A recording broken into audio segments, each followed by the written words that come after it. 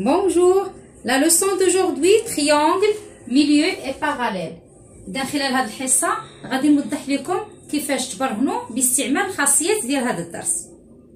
إذا je vous donne un exemple. ABC un triangle tel que BC égale 4 centimes, E est le milieu de AB et F est le milieu de AC. Premièrement, tracer la figure, غادي نرسموا الشكل. Deuxièmement, montrer que EF est parallèle à BC. Troisièmement, calculer EF. غادي نحسبوا المسافة EF. إذا انتبهوا جيدا لأن غنبين لكم واحد الخاصية اللي غادي نوظفها في هذا المثال.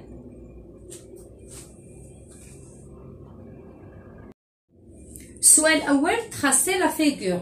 غادي نرسموا الشكل بحيث ABC un triangle مثلث tel que BC égale 4 centimes. إذا BC كتساوي لنا 4 سنتيم. ثم رسمت النقطة A وكملت المثلث. الآن غادي نرسموا النقطة E بحيث E est le milieu de AB. E هي منتصف القطعة AB. إذا عندنا جوج طرق، غادي نوريكم الطريقة الأولى ثم من بعد الطريقة الثانية. إذا كنستعملوا الطريقة الأولى كنستعملوا البركار، تنوضع الإبرة على هنا B، تنوضع قوس الفوق وقوس التحت وتنجي متنبدلش المسافة، تنخليها هي ثم تنوضع هنا على النقطة الأخرى، تنوضع هنا قوس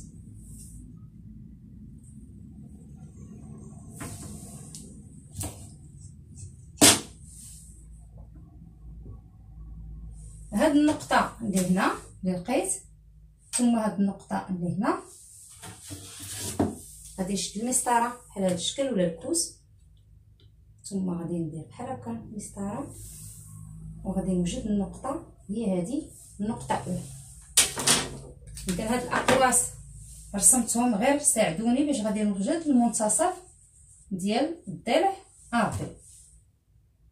إذا هاد النقطة هي غنسميوها حسب التمرين E.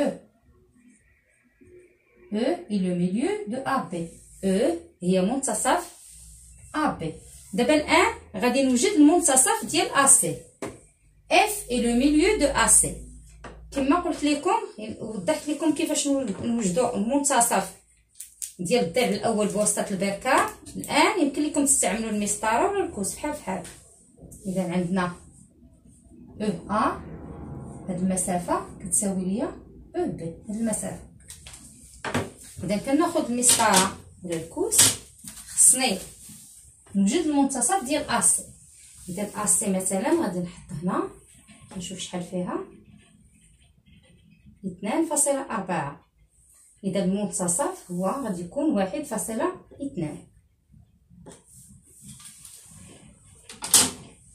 إذا بجوج طرق صحاح مهم توجد. إذا هاد النقطة حسب المثال هي F.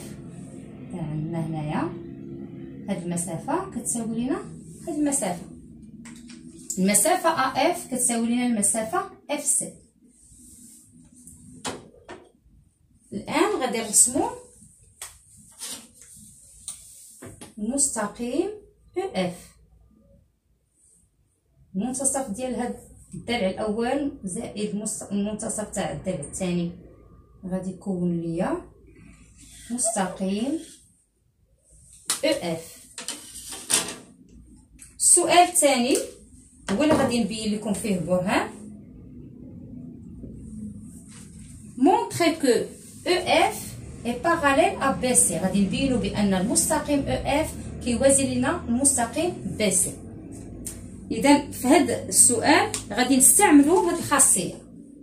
La droite qui passe par les milieux de deux côtés d'un triangle est parallèle au troisième côté. إلا كان عندنا واحد المستقيم تيمر لنا من منتصف الضلع الأول ومنتصف الضلع الثاني، فهاد المستقيم راه كيكون كيوازي لنا حامل الضلع الثالث. الطريقة ديال البرهان إذا ضروري كتحدد في الأول المثلث اللي انت كتخدم فيه. إذا دون لو تريونغل المثلث هنا هو ABC. دون لو تريونغل ضروري تحددوا المثلث dans le triangle ABC, E est le milieu de AB. هذا النقطة E هي منتصف AB. E est le milieu de AB. القطعة ضروري غادي ندير هاد المعقوفات لأن عندي قطعة، معنديش مستقيم باش غندير الأقواس. Et F est le milieu de AC.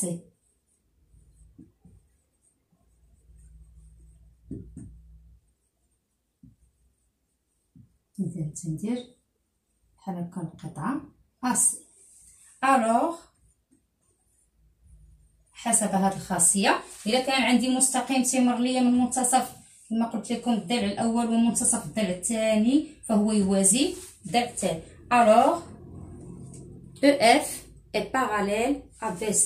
Alors EF مستقيم تندير ليه القوسين. EF يوازي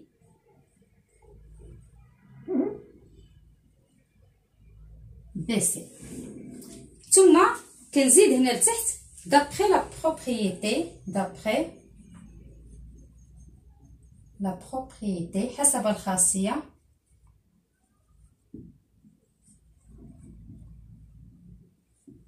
تندير جوج النقط وتنكتب هاد الخاصية، لأن البرهان خصك توضح فيه علاش درتي عندنا E est le milieu de AB, F est le milieu de AC، علاش EF تيوازي لينا BC d'après la propriété. وتنكتب هاد لا droite qui passe par les milieux de deux côtés، المستقيم اللي كيمر ليا من منتصف الضلعين في مثلث فهو يوازي حامل الضلع الثالث. إذا الآن شفنا الجواب ديال السؤال الثاني، غندوزو للسؤال الثالث. Donc la troisième question، calculer EF. إذا غادي نحسبوا المسافة EF. إذا في المعطيات عطينا BC إيكال 4 سنتيم، BC كتساوي لينا 4 سنتيم. بغينا نعرفوا المسافة EF. إذا غادي نستعملوا propriété numéro 2. La distance entre les milieux de deux côtés d'un triangle est égale à la moitié de la longueur du troisième côté. إذا المسافة اللي كتكون بين منتصفي ضلعي في مثلث، عندنا المنتصف ديال الضلع الاول والمنتصف ديال الضلع الثاني، المسافه اللي بين هذا المنتصف الاول والمنتصف ديال الضلع الثاني فهي كتساوي لنا نصف المسافه ديال الضلع الثالث. اذا هذا الضلع في 4 سنتيمترات، اذا EF راه هي النصف ديالو غتساوي ليا 2 سنتيم. كان مثلا BC عندي 6 سنتيمترات فإن EF راه هي النصف شحال غتساوي ليا؟ تساوي 3 سنتيم وهكذا. اذا غادي نبين لكم كيفاش الطريقه باش غادي توضعوا البرهان ديال هذا السؤال الثالث. اذا السؤال الثالث غادي نكتبوا بنفس الطريقه، خصنا نحدوا المثلث دون لو تريانغل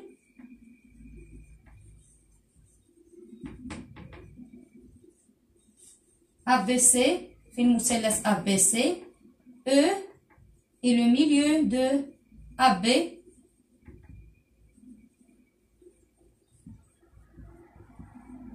E هي منتصف الضلع AB، F et le milieu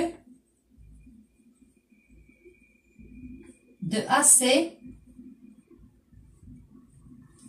Alors EF المسافة EF شنو غادي تساوي لينا؟ تساوي لينا BC sur 2، النصف ديال المسافة ديال الضلع الثالث اللي هي 4. BC غنعوضها ب4 على 2 غتساوي ليا 2 سنتيمتر. دونك المسافة EF كتساوي ليا 2 سنتيم.